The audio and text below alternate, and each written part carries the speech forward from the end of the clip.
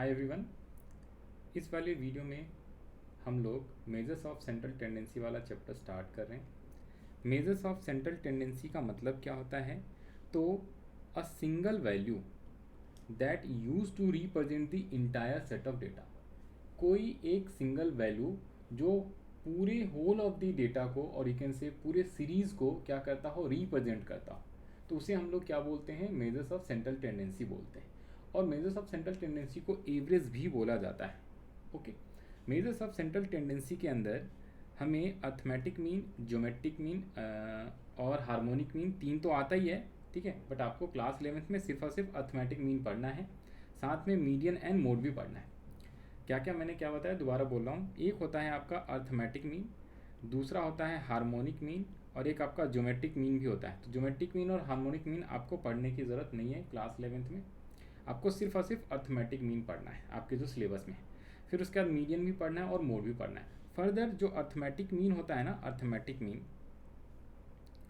यहाँ पे ना अर्थमेटिक मीन का स्पेलिंग करेक्ट कर लेना है, कोई दिक्कत वाली बात नहीं है। तो अर्थमेटिक मीन जो होता है ना, उसके दो टाइप्स होते हैं, one is simple arithmetic mean और सेकेंड जो होता है वेटेड अर्थमेटिक मीन।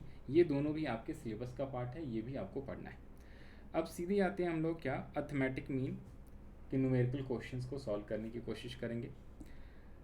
तो अर्थमेटिक मीन का भी मीनिंग आप पढ़ लो। Arithmetic mean simply means sum of the value of all observation divided by number of observation, जो कि आपने क्लास 9th और 10th के मैथमेटिक्स सब्जेक्ट में पढ़ा होगा, ठीक है, जिसको आप इस टाइप से लिखते थे। इसका फार्मूला सिग्मा कह रहा हूँ, एक्स मीन यानी x bar equals to x1 x2 x3 xn, जितने भी ऑब्जर्वेशंस होते हैं, ठीक है, जो आपके क्वेश्चन में, उन सभी को टोटल करना है, डिवाइड बाय n करना है, तो उससे आपकी मीन की वैल्यू आ जाती है। सिंपल मीन बोलो या एवरेज भी आप उसको कहते हो। और इसके फार्मूले में कैसे अपने को लिखना है, तो x bar equals to sigma x upon N.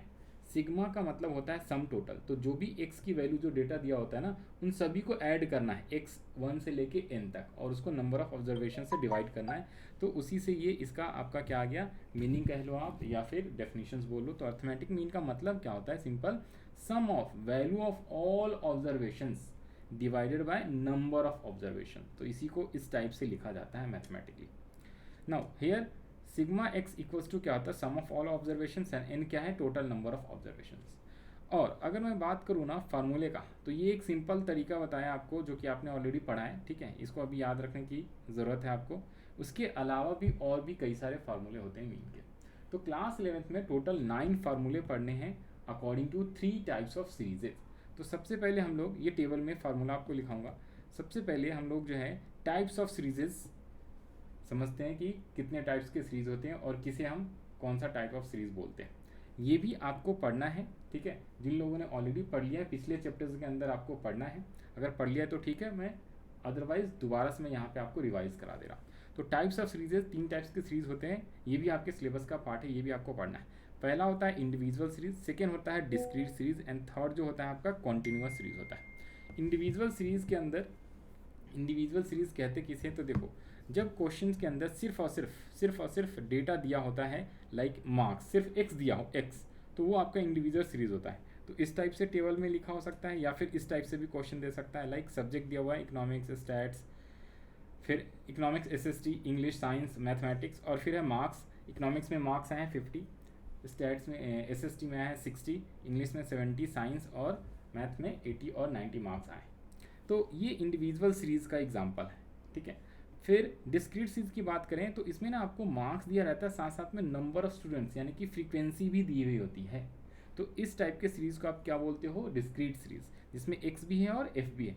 तो ये एक एग्जाम्पल है, साथ में आपको इस टाइप से भी लिखा हो मिल सकता है। तो टेबल किसी भी टाइप से लिखा आपको मिलेगा क्वेश्चंस के अंदर, बुक में आपको मिल जाएगा, ओके।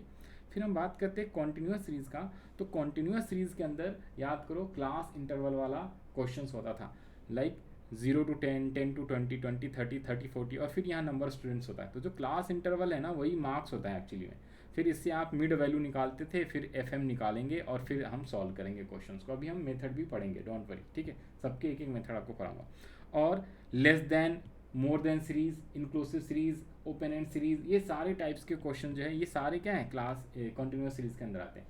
कंटिन्यूस सीरीज़ का मतलब क्या है? कॉन्टिन्यूस मतलब कि जो क्लास इंटरवल वाली सीरीज़ जितनी भी है वो सारी की सारी क्या है? कॉन्टिन्यूस सीरीज़ होती है। लाइक इस टाइप से भी आपको लिखा हुआ मिल सकता है।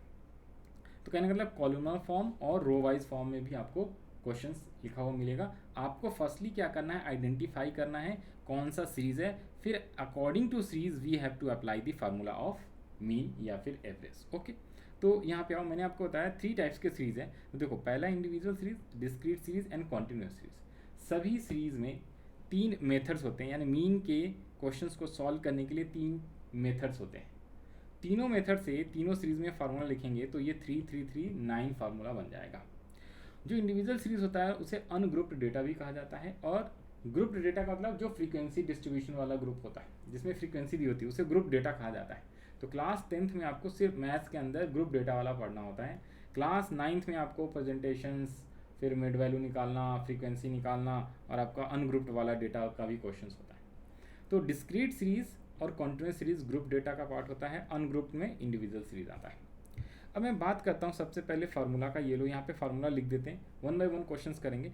तो जो अभी हम लोग इंडिविजुअल सीरीज की बात करेंगे, ये लो यहाँ पे आओ, पहले इंडिविजुअल, यहाँ से पेज नंबर है 7, calculation of mean for different serieses using different methods.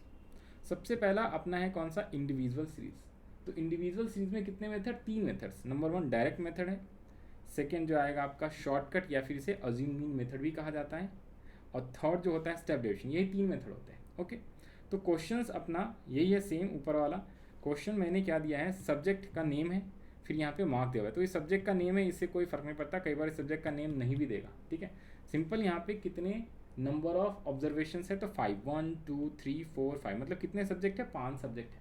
तो एन अपना कितना हो गया? 5 हो गया, और मार्क्स दिया हुआ है एक्स। तो ये आपके सारे ऑब्जर्वेशंस है, इन सब का टोटल करना पड़ेगा, और फार्मूला क्या होता है? सिग्मा एक्स अपॉन में एन। तो इसमें वैल्यू पुट कर देंगे, सिंपल सी बात। तो आइए ज़रा इसे करें सॉल्व। तो सबसे पहले आपको क्या लिखना है? X mean equals to formula, half marks आपके फार्मूला का होता है सिग्मा एक्स अपॉन एन। अब आपको यहाँ पे क्या करना है? सिग्मा एक्स निकालना है। तो सिग्मा एक्स का मतलब क्या होता है? सम टोटल कर दो, जो एक्स दिया हुआ है उसको आप टोटल कर दो। तो टोटल कितना हो जाएगा? 0, 5, 6, 11, 7, 18, 18 और 8 26, 26 और 9 350। तो सिग्मा एक्स आपका आ गया है 350, डिवाइड बाय एन कितने हैं? Number of observation 1 2 3 4 5। तो एन आपका है 5, तो 5 से आप डिवाइड कर दो, तो ये आ गया आपका 70। और ये क्या है? सारे मार्क्स हैं, तो रुपीज़ में होगा रुपीज़, मार्क्स में होगा मार्क्स, तो ये आपका आ गया मीन। तो ये जो मेथड था, कौन सा मेथड है? ये डायरेक्ट मेथड से हमने इंडिविजुअल सीरीज़ का क्वेश्चंस करा। हमने डायरेक्ट मेथड से इंडिविजुअल सीरीज़ के क्वेश्चन सॉल्व करे। वैसे ही डायरेक्ट मेथड सेम क्वेश्चंस को we will going to solve by shortcut method या फिर assumed mean method. Shortcut method या फिर assumed mean method, there are 3 methods. From all 3 methods answers क्या होगा? Answer will be the same. तो तीनों method से, क्योंकि क्वेश्चंस अगर सेम होगा तो आंसर सेम आएगा, वी विल प्रूफ। ओके, तो अब यहाँ पे आओ, ऊपर जो ये टेबल मैंने बनाया है, ठीक है, सबसे पहले मैंने आपको क्या बताया? Meaning of central tendency, average भी कहा जाता है। सेंट्रल टेंडेंसी के अंदर we have to study arithmetic mean, median and mode. Geometric mean, harmonic mean आपको यहाँ पे नहीं पढ़ना है। फिर अर्थमेटिक मीन के 2 टाइप्स होते हैं, सिंपल अर्थमेटिक और वेटेड। तो हम सिंपल अर्थमेटिक मीन अभी पढ़ रहे हैं, वेटेड वाला लास्ट में पढ़ेंगे आफ्टर ऑल 3 कौन से सीरीजेस। फिर मैंने अर्थमेटिक मीन का मीनिंग बताया, ये छोटा सा फार्मूला बताया था। अब यहाँ पे आपको 9 फार्मूले टोटल बताएंगे, ठीक है। इसको रट्टा नहीं लगाना, इस फार्मूले को 1 बाय 1 क्वेश्चन हम करते चले जाएंगे, अपने आप क्या हो जाएगा? आपको ये सारे के सारे फार्मूले याद हो जाएगा। तो arithmetic mean denoted by x bar, इसका फार्मूला क्या होगा? Sigma x upon n. Shortcut method की बात करें तो शॉर्टकट मेथड में क्या होता है? इसमें ना शॉर्टकट मेथड को अज्यूम मीन मेथड भी बोला जाता है। तो इसमें ए आ जाएगा, a plus sigma D upon n. अब ये डी कैसे कैलकुलेट करेंगे? ए क्या होता है? We will discuss. तो ए इक्वल्स टू क्या होता है? Assumed mean. ए को क्या बोलते हैं? अज्यूम्ड मीन बोलते हैं। इसे अपने को लेट करके लेना पड़ता है। डी क्या होता है? डी इज एक्स माइनस ए। इसे बोलते क्या है? तो डी को कहा जाता है क्या? Difference, difference from assumed mean, difference from assumed mean. Okay, और एन तो आपका नंबर ऑफ ऑब्जर्वेशन है ही, you know very well, number of observations. ठीक है। सेम अगर मैं स्टेप डेविएशन की बात करूं तो इसमें क्या होगा, फार्मूला ए प्लस सिग्मा डी की जगह ना अब डी डैश आ जाता है डिवाइडेड बाय एन और इंटू सी।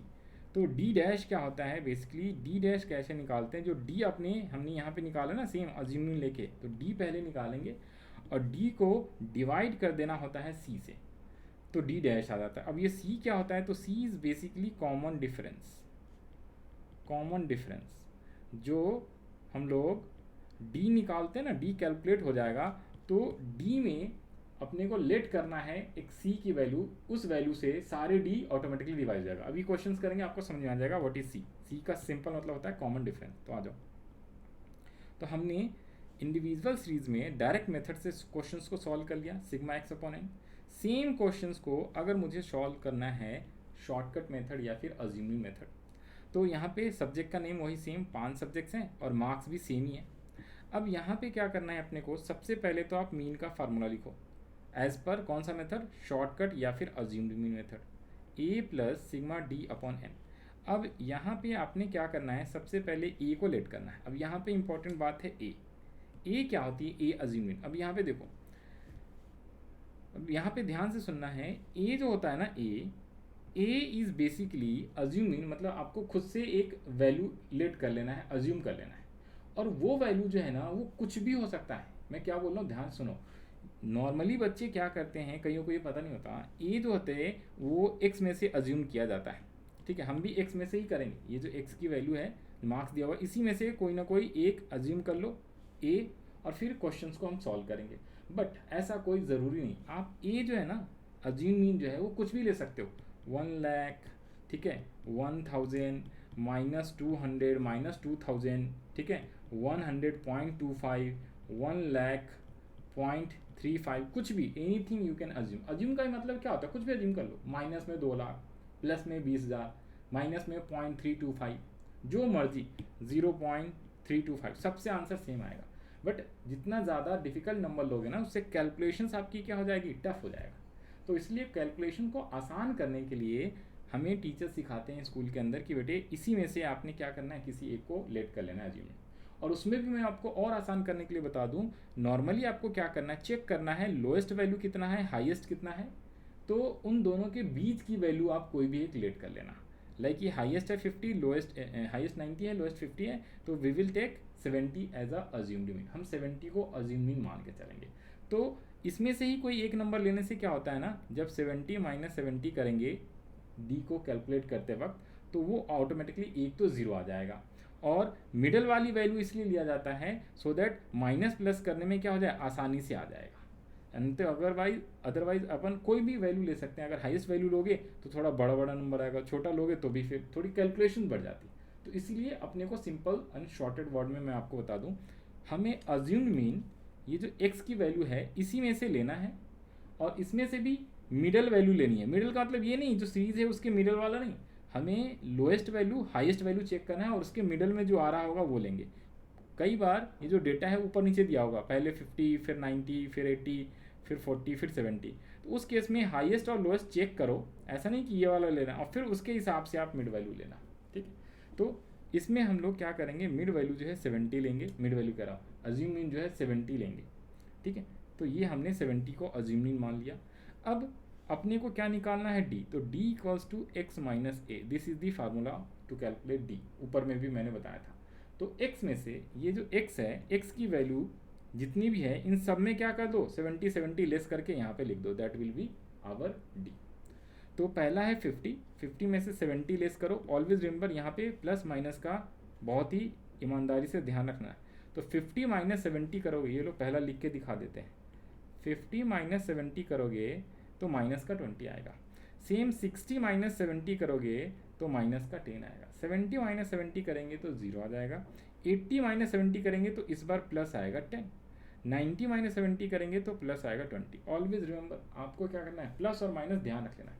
अब डी आ गया, तो डी का इस बार क्या कर लेना है, तो डी का अपने को टोटल करना है, बिकॉज फार्मूले में क्या लिखा हुआ था हमने, sigma D upon N, A plus sigma D upon N, this is the formula of मी।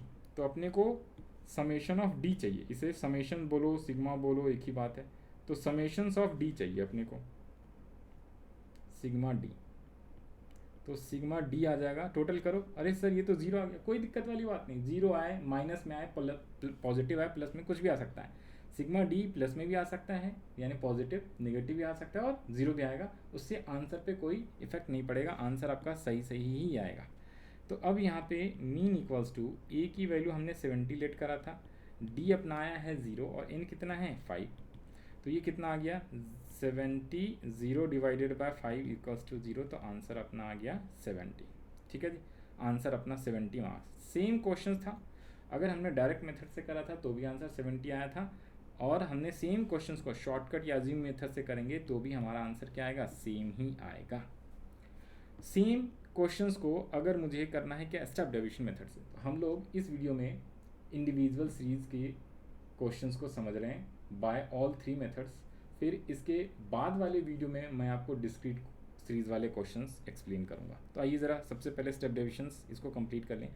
यहाँ पे भी सबसे पहले आपने फार्मूला लिखना है, तो x bar equals to A plus sigma D dash upon N multiply with C, इस बार सी भी आ जाता है। तो सबसे पहले हम लोगों को लेट करना है ए वही क्या करना है, ए को आपको इसमें से करना। अब इस वाले में मैं आपको ए जो है किसी और को लेके दिखाता हूँ। देखो ए हम लोग ना इस बार जो है इस वाले वैल्यू को ले लेते हैं, हाईएस्ट वैल्यू 90, किसी को भी कुछ भी वैल्यू, आप 100 भी लोगे तो भी आंसर सही आएगा, 2000 लोगे तो भी आपका आंसर सही आएगा। मैं बार बार बता रहा हूँ, नेगेटिव 200 वो भी आंसर सही आएगा, सेम ही आएगा 70, आप लेके कर लेना, मैंने करा हुआ है। ओके, तो अब हम लोग क्या कर रहे हैं, इस बार मिड वैल्यू नहीं लेना चाहिए वैसे 70, बट मैं जानबूझ के ये 90 लेके दिखाता हूँ और आंसर भी सेम ही आएगा, 70 आएगा, क्योंकि सेम क्वेश्चन। तो इस बार हमने अज्यूमिंग ले लिया है 90। अब अपने को डी निकालना है, तो d equals to x minus a, तो सभी ऑब्जर्वेशन में आपको 90 लेस करना है, लाइक जैसे 50 माइनस 90, और हमेशा याद रख लेना है अपने को माइनस प्लस का बहुत ही इंपॉर्टेंट है, ये आपको ध्यान रख लेना है। फिर 60 माइनस 90 तो कितना आ जाएगा -30, फिर आपका आएगा कितना 70 माइनस 90 तो -20, 80 माइनस 90 -10 और 90 माइनस 90 0। फिर अपने को डी डैश निकालना है, डी डैश इक्वल्स टू क्या होगा, डी अपॉन सी। सर डी डैश निकालना है, इस बार डी का टोटल नहीं करना है, हमें किसका टोटल चाहिए, हमें चाहिए डी डैश का टोटल। तो डी डैश कैसे निकलता है, डी अपॉन सी। अब सी को भी लेट करना पड़ेगा, अब जो मैं कह रहा था ना, सी क्या होता है, कॉमन डिफरेंस होता है, सी इज व्हाट, कॉमन डिफरेंस। तो कॉमन डिफरेंस कौन सी वैल्यू को लेना है। अब देखो ये जो आपका डी आया ना, डी, ये पहला 50 माइनस 90 करके बता दिया आपको कि कैसे करते हैं, ये लिखने की वैसे ज़रूरत नहीं होती, ऊपर में भी बताया, ये लिखने की आपको रिक्वायरमेंट नहीं होती, डायरेक्ट आप माइनस करके -40 -30 -20 -10 और 0 लिख दोगे। अब ये जो डी है ना, अब बताओ ज़रा इस डी में वो नंबर बताओ जिससे ये सारे के सारे डिवाइड हो जाए। तो 2 से भी हो सकता है, 5 से भी हो सकता है और 10 से भी हो जाएगा। 2 से 20, 15, 10, 5 से 8, 6, 4, 2, 10 से। तो हमें वो वैल्यू लेना है जिससे डिवाइड करने पे ना एकदम लोएस्ट फॉर्म में आ जाए। तो हम लोग कॉमन डिफरेंस 10 लेंगे, 5 भी ले सकते हैं, 2 भी ले सकते हैं, 10 लेंगे, उससे आंसर्स में कोई डिफरेंस नहीं आएगा।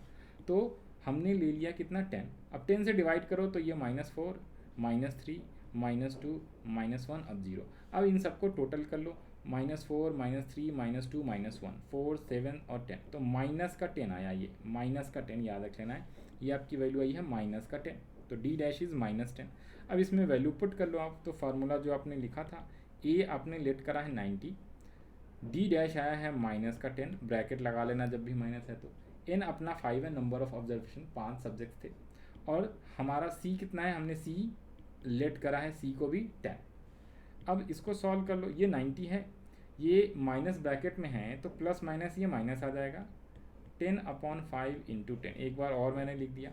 अब चाहो तो आप इसे कैंसिल करके भी लिख सकते हो, जैसे मर्जी वैसे, तो कैंसिल करने से और सॉल्व आसान हो जाता है, तो इसलिए कैंसिल कर लेना चाहिए। 90, 10 × 2 20, तो 90 - 20 आंसर इज 70 मार्क्स। ठीक है, वही सेम आपका आंसर आ गया 70 मार्क्स, कंटिन्यूस सीरीज से, कंटिन्यूस कह रहा हूँ एस्टेब्लिशमेंट मेथड से और शॉर्टकट मेथड से और आपका डायरेक्ट मेथड से। तो there are 3 methods to solve questions of mean of individual series. और सेम 3 मेथड किसके होते हैं, सेम डिस्क्रीट सीरीज में यही 3 मेथड से, इसके फार्मूले अलग अलग हो जाएंगे और कॉन्टिन्यूस सीरीज में भी फार्मूला अलग अलग हो जाए। तो इस वाले वीडियो में, आज वाले वीडियो के अंदर और इस वीडियो में मैंने सिर्फ और सिर्फ आपको अभी अनग्रुप डेटा यानी कि इंडिविजुअल सीरीज के क्वेश्चन जो है मीन कैसे कैलकुलेट करते हैं इंडिविजुअल सीरीज के क्वेश्चंस का, तो वो हमने देखा by 3 methods, direct method, shortcut यानी एज्यूमिंग मेथड एंड तीसरा जो है स्टेप डेविएशन मेथड। बहुत ही आसान है और इसके क्वेश्चन बहुत ही कम आते हैं, एमसीक्यू में आ सकता है, तो फार्मूला वगैरह अच्छे से याद रख लेना है आपको। और क्वेश्चंस की 2-3 क्वेश्चंस होगा, ज़्यादा नहीं होगा, मेनली तो आपका डिस्क्रीट और कंटिन्यूस से आता है।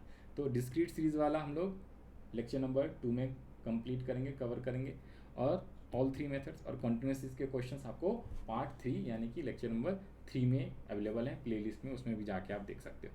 तो इस वीडियो के लिए इतना ही। Okay, bye bye, thank you for watching this video. हम लोग मिलेंगे नेक्स्ट वीडियो में।